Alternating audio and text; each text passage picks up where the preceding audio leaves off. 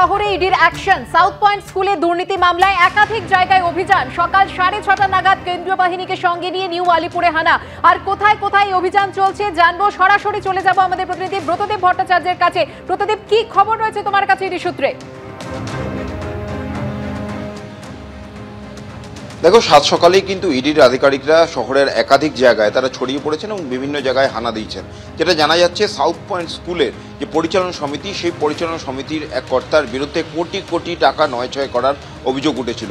প্রথমে সেই মামলার তদন্ত করছিল কলকাতা পুলিশ এবং সেই কর্তা, যার নাম কৃষ্ণা দামানি, তিনি সেই সময় সাউথ পয়েন্ট স্কুলের পরিচালনা সমিতির কোষাধ্যক্ষ ছিলেন, ট্রেজারার, এবং তার বিরুদ্ধে অভিযোগ ছিল তিনি কোটি কোটি টাকা নয়ছয় করেছেন বিভিন্নভাবে স্কুলে বিভিন্ন ম্যান পাওয়ার কিংবা লজিস্টিক্স দেওয়ার নাম করে। এবং এই কাজে তাকে সাহায্য করেছিলেন পরিচালনা সমিতির আরও কয়েকজন। আজকে সকালে তাদের কয়েকজনের বাড়িতেই কিন্তু ইডি আধিকারিকরা পৌঁছে গিয়েছে, তার পাশাপাশি কয়েকজন ব্যবসায়ীর বাড়িতেও পৌঁছে গিয়েছে।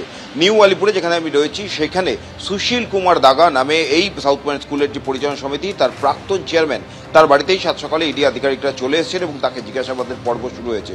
মূলত যে বিষয়টা ইডি আধিকারিকরা জানতে চাইছেন যে কৃষ্ণা দামানি সেই যে টাকা নয়ছয় করেছিল সাউথ পয়েন্ট স্কুলের যে পরিচালনা সমিতি এবং ট্রাস্টি বোর্ডের যে টাকা, সেই টাকা কিভাবে এবং কোথায় কোথায় সাইফন করা হয়েছে। এবং ইডি আধিকারিকদের কাছে এমন তথ্য রয়েছে যে যারা প্রাক্তন বেশ কয়েকজন কর্তা এই কাজে কৃষ্ণা দামানিকে সাহায্য করেছিলেন এবং তাদের বাড়িতেই গিয়েছে এবং বিভিন্ন শেল কোম্পানির নামে টাকা সাইফন করা হয়েছে। সেই সমস্ত কোম্পানিগুলোর যারা কর্ণধার রয়েছেন তাদেরকেও খোঁজ করছে ইডি। ইতিমধ্যেই বেশ কয়েক জায়গায় তারা হানাও দিয়েছেন আজকে সকালে। সব মিলিয়ে কোটি কোটি টাকার মামলা। প্রথমে কলকাতা পুলিশ সেটা তদন্ত করছিল, কৃষ্ণা দামানিকে গ্রেপ্তারও করা হয়েছিল, যদিও বর্তমানে তিনি এখন জামিনে রয়েছেন। পরবর্তীতে বর্তমানে ইডি অর্থাৎ এনফোর্সমেন্ট ডিরেক্টরেট এই মামলা তদন্তভার নিজেরা নিয়েছেন এবং ইসিআইআর দায়ের করে আজকে এই মামলার তদন্তে বিভিন্ন জায়গায় তারা তল্লাশি অভিযান চালাচ্ছে। ধন্যবাদ প্রদীপ। আর এদিকে আরজিকর মেডিকেলে তরুণী চিকিৎসককে খুন ধর্ষণের ঘটনার প্রেক্ষাপটে আজ বিধানসভায় ধর্ষণ বিরোধী কড়া বিল আনছে রাজ্য সরকার। এই বিলে ধর্ষণ করে খুন অর্থাৎ আরজিকর মেডিকেল কলেজের মতো ঘটনার ক্ষেত্রে মৃত্যুদণ্ডের সংস্থান রয়েছে। ধর্ষণ ও গণধর্ষণের ক্ষেত্রে ন্যূনতম আমৃত্যু কারাদণ্ড, এমনকি মৃত্যুদণ্ড পর্যন্ত হতে পারে। আরজিকর মেডিকেলে তরুণী চিকিৎসককে খুন ধর্ষণের ঘটনার প্রেক্ষাপটে বিধানসভায় ধর্ষণ বিরোধী কড়া বিল আনছে রাজ্য সরকার। দ্রুত বিচার পর্ব শেষ করা ও ধর্ষণের ক্ষেত্রে কড়া শাস্তি এই বিলের লক্ষ্য। মঙ্গলবার বেলা 12টায় বিশেষ অধিবেশনে এই বিল পেশ করবেন আইনমন্ত্রী মলয় ঘটক। এই বিলের নাম রাখা হয়েছে অপরাজিতা ওমেন অ্যান্ড চাইল্ড বিল 2024। ভারতীয় ন্যায় সংহিতা ও ভারতীয় নাগরিক সুরক্ষা সংহিতায় যৌন নির্যাতন, ধর্ষণ ও গণধর্ষণ সংক্রান্ত যে আইন রয়েছে, বাংলার ক্ষেত্রে সেই আইনে কিছু সংশোধনী আনা হচ্ছে। দ্রুত বিচারের জন্য শুধু বাংলার ক্ষেত্রে কয়েকটি ধারা যোগ করা হচ্ছে এই বিলে। নারী ও শিশুদের ক্ষেত্রে রাজ্যে নিরাপদ পরিবেশ তৈরি করার জন্য বেশ কিছু বিধি যুক্ত করা হচ্ছে। সূত্রের খবর, এই বিলে দ্রুত বিচারের বিধানের পাশাপাশি প্রত্যেক জেলায় বিশেষ আদালত ও অপরাজিতা টাস্কফোর্স তৈরির সংস্থান রাখা হয়েছে। দ্রুত তদন্ত শেষ করার জন্য এই তদন্তকারী দলকে বিশেষ তদন্তকারী অফিসার ও রাজ্য সরকার যাবতীয় সাহায্য করবে। এই বিলে বলা হয়েছে চার্জশিট জমা দেওয়া 30 দিনের মধ্যে বিচার প্রক্রিয়া শেষ করতে হবে। ভারতীয় ন্যায় সংহিতার মূল আইনে যেখানে আরজিকর কাণ্ডের মতো গুরুতর অপরাধের ক্ষেত্রে বিচার শেষ করার সময়সীমা 1 মাস রাখা আছে, এই বিলে 1 সপ্তাহের মধ্যে বিচার প্রক্রিয়া শেষ করতে হবে বলা আছে। মূল আইনে 1 বছরের মধ্যে শাস্তি দেওয়ার কথা বলা ছিল। রাজ্য সরকারের সংশোধনী বিলে সেটা সংশোধন করে 1 মাসের মধ্যে করার সংস্থান রাখা হচ্ছে। মূল আইনে কোনো থানায় ঘটনা নথিভুক্ত করার পর 2 মাসের মধ্যে তদন্ত শেষ করার কথা বলা আছে। সংশোধনী বিলে সেটি 21 দিনের মধ্যে করতে হবে। যদি কোনো ক্ষেত্রে দেখা যায় 21 দিনে তদন্ত শেষ করা গেল না, তখন এই তদন্তকারী সংস্থাকে অতিরিক্ত 15 দিন সময় দেওয়া যাবে। তবে সেটা দিতে পারবেন পুলিশ সুপার পদমর্যাদার কেউ।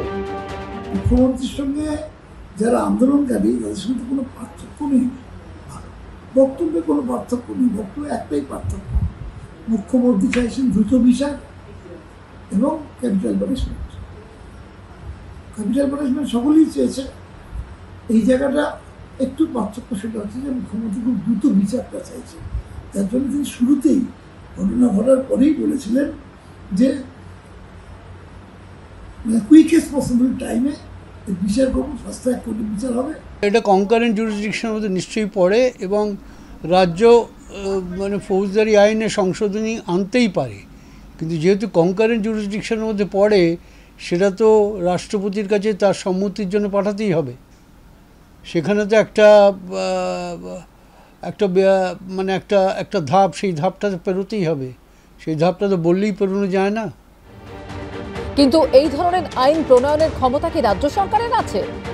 প্রথম কথা হচ্ছে মমতা বন্দ্যোপাধ্যায় নাটক করছেন, ইললিগাল বিল আনার চেষ্টা করছে। অলরেডি আমাদের যে নতুন সংহিতা, ন্যায় সংহিতা আছে, সেই ন্যায় সংহিতাতে মৃত্যুদণ্ডের প্রাবধান আছে এবং সুপ্রিম কোর্টের স্ট্যান্ডিং অর্ডার আছে যে মৃত্যুদণ্ড হিনিয়াস থেকে হিনিয়াস মানে গর্হিত অপরাধের ক্ষেত্রে সর্বোচ্চ হবে। ধর্ষণ এবং মার্ডার এক্ষেত্রে যে যাবজ্জীবন, আগে আমরা যাবজ্জীবন বলতে জানতাম 14 বছরের জেল হতো। এবার যে ন্যায় সংহিতাতে যে পরিবর্তন হয়েছে, জুলাই মাস থেকে যেটা লাগু হয়ে গেছে, তাতে সর্বনিম্ন হচ্ছে 20। সেক্ষেত্রে এই রেপ অ্যান্ড মার্ডারের ক্ষেত্রে যে যাবজ্জীবন পাবে যে অপরাধী, সে যতদিন না মারা যাবে তাকে জেলে থাকতে হবে। এই বিলে ধর্ষণ করে খুন অর্থাৎ আরজিকর মেডিকেল কলেজের মতো ঘটনার ক্ষেত্রে মৃত্যুদণ্ডের সংস্থান রয়েছে। ধর্ষণ ও গণধর্ষণের ক্ষেত্রে ন্যূনতম আমৃত্যু কারাদণ্ড, এমনকি মৃত্যুদণ্ড পর্যন্ত হতে পারে। ধর্ষণের অভিযোগের পাশাপাশি আঘাতজনিত কারণে পরবর্তীকালে মৃত্যু হলেও দোষীর মৃত্যুদণ্ড ও জরিমানা সংস্থান থাকছে। ধর্ষণের কারণে নির্যাতিতা কমায় গেলে সেক্ষেত্রেও শাস্তি হবে মৃত্যুদণ্ড। আশাবুল হোসেন, উজ্জ্বল মুখোপাধ্যায় ও সৌভিক মজুমদারের রিপোর্ট, এবিপি আনন্দ।